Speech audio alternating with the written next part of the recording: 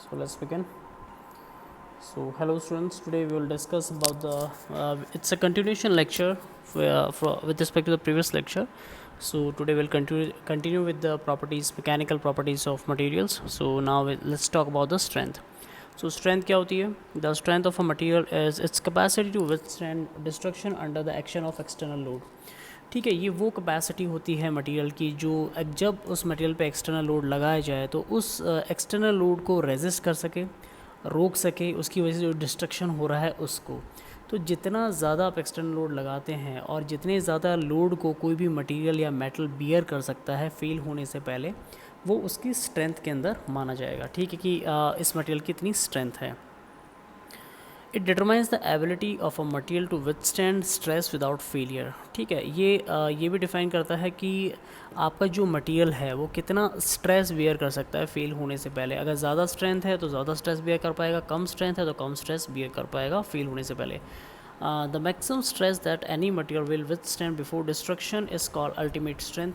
Fail होने से पहले जो अल्टीमेट स्ट्रेस जो मटेरियल बियर कर सकता है, मतलब जस्ट फेल होने से पहले जितना स्ट्रेस कोई मटेरियल बियर कर सकता है उस स्ट्रेस को हम अल्टीमेट स्ट्रेंथ के नाम से भी जानते हैं, या फिर अल्टीमेट या मैक्सिमम स्ट्रेस के नाम से भी जानते हैं। तो जो भी मैक्सिमम स्ट्रेस कोई मटेरियल बियर कर सकता है फेल होने से पहले, उस स्ट्रेस को हम अल्टीमेट स्ट्रेस या फिर मैक्सिमम स्ट्रेस या फिर अल्टीमेट स्ट्रेंथ के नाम से जानेंगे।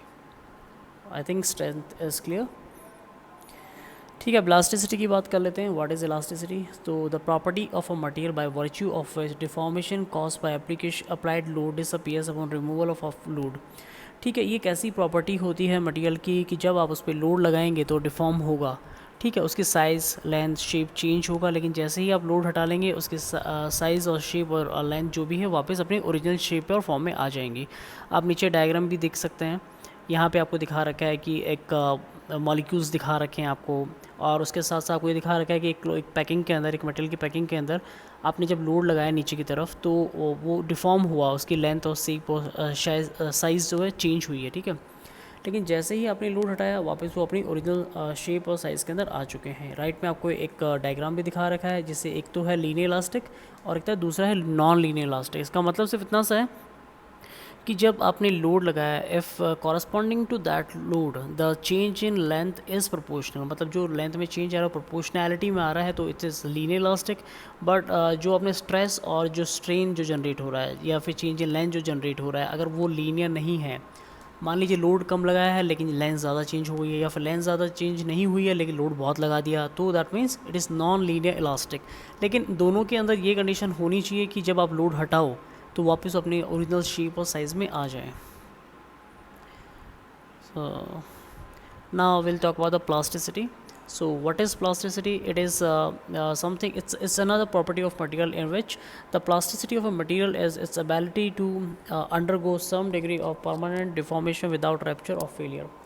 जब आप लोड लगाएंगे तो उसके बाद वो थोड़ा अपना शेप और साइज़ को चेंज करेगा। जब उसका शेप चेंज होगा, उसकी साइज़ चेंज होगी, तो उसके अंदर एक डिफॉर्मेशन क्रिएट होगा। लेकिन जब आप लोड हटा देंगे तो उसके बाद भी वो डिफॉर्मेशन बना रहेगा। ऐसा नहीं होगा इलास्टिसिटी की तरह कि वो वापस अपनी ओरिजिनल शेप और साइज़ में आ जाएगी, नहीं आ पाएगी इसमें।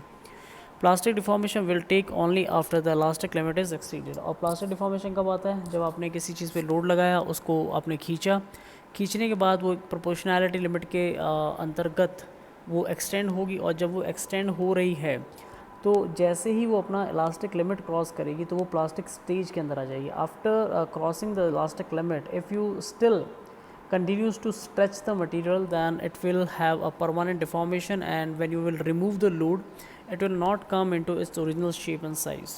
Okay, it increase in temperature. अगर आपने टेम्परेचर बढ़ाया है तो मटेरियल को आप कम लोड पे ज़्यादा डिफॉर्म कर पाएंगे। ठीक है, तो प्लास्टिसिटी जो आपकी प्रॉपर्टी है, अगर हाई टेम्परेचर पे आप यूज़ कर रहे हो तो कम लोड से आप ज़्यादा डिफॉर्मेशन ले पाओगे। नीचे डायग्राम दिखा रखा है आपको कि किस तरह से आपने लोड लगाया, उसके बाद जब लोड हटा दिया तो भी उसके अंदर थर्ड डायग्राम के अंदर आप डिफॉर्मेशन देख सकते हैं। राइट में इसका कर्व बना रखा है, एक वाई एक्सिस फोर्स है और एक्स एक्सिस आपका डिफॉर्मेशन है। लीनियर इलास्टिक मटेरियल आपका है ये, तो अपने जो फर्स्ट लाइन आप देख रहे हैं वो इलास्टिक बिहेवियर को दिखाती है। वहाँ पे अगर आप जाके छोड़ेंगे तो ये सिर्फ डिफॉर्म होगा। ठीक है, देखिए यहाँ पे आप देखेंगे तो यहाँ पे अगर आप इसको ये लीनियरिटी वाली लाइन पे जाके छोड़ेंगे तो ये अपनी इलास्टिसिटी वाली प्रॉपर्टी दिखाएगा, लेकिन उससे ज़्यादा आपने इस पर लोड लगा दिया, फोर्स लगा दिया, तो जब इसको वापस आप छोड़ेंगे तो एक डिफॉर्मेशन डेल्टा प्लास्टिक आपको मिलेगा, उसके अंदर परमानेंट डिफॉर्मेशन मिलेगा, ठीक है। So I think this particular plasticity concept is clear. Okay, ना कौन सा स्ट्रेस एंड स्ट्रेन कर्व्स, ये स्ट्रेस और स्ट्रेन के कर्व हैं, ये बेसिकली ये दिखा रहे हैं कि किस तरह से इलास्टिक डिफॉर्मेशन होगा। जो इसमें ब्लैक डॉट है, फर्स्ट ब्लैक डॉट जो है, ये उस लिमिट को दिखा रहा है कि यहाँ पे आपका जो डिफॉर्मेशन है इस लीनियरिटी के ऊपर, ये आपका इलास्टिक डिफॉर्मेशन होगा। मतलब आपने अगर उसकी साइज़ और शेप चेंज भी करी है, if you will remove the load it will come back into its original shape and size. Now second dot will show you the plastic deformation, means if you enter into this region, if you increase the stress further, and if you then what will happen, it will lead to its permanent deformation. Even after when you will remove the load it will have some kind of deformation. फिर necking reason दिखा रहा है, ये वो reason होता है जिसके अंदर आपका मेटल फेल होने से पहले अपना क्रॉस सेक्शनल एरिया कम करता है और फाइनल आपका फेलियर दिखाया। तो आपने देखा है नेकिंग के बाद एकदम से स्ट्रेस डिक्रीज़ हो रहा है, जो स्ट्रेस का आपका कर्व है ये नीचे की तरफ जा रहा है। इसलिए नीचे की तरफ जा रहा है कि जैसे ही आप उस रीजन में पहुँचते हैं, नेकिंग होने लगती है, तो जो मेटल के अंदर जो रेजिस्टेंस वाला स्ट्रेस जनरेट हुआ होता है एकदम से वो रिलीज़ होता है। इसकी वजह से रिलीज़ होने की वजह से क्या होता है, मेटल जो आपका है या मटेरियल जो भी आपका, वो कम स्ट्रेस पे फेल हो जाता है, और भी ज़्यादा कम स्ट्रेस पे। स्ट्रेस कॉन्सेंट्रेट हुआ, नेकिंग हुई, स्ट्रेस रिलीज़ हुआ। जैसे स्ट्रेस रिलीज आपका कर्व नीचे की तरफ फोल्ड होगा, क्योंकि कम स्ट्रेस चाहिए होगा उसको फेल करने के लिए।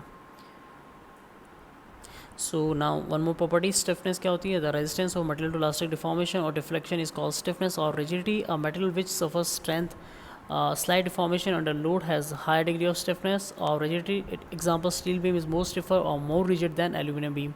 मान लीजिए किसी मटेरियल पे लोड लगा रहे हैं और उसके अंदर डिफॉर्मेशन नहीं हो रहा है इजीली, आप लोड बढ़ाते जा रहे हैं लेकिन डिफॉर्मेशन फिर भी नहीं हो रहा, लेकिन एक लिमिट ऐसी आई है डिफॉर्मेशन होगा। तो जितना ज़्यादा लोड लगा रहे हैं और जितना कम डिफॉर्मेशन हो रहा है, इसका मतलब वो उतना ही ज़्यादा स्टिफ है।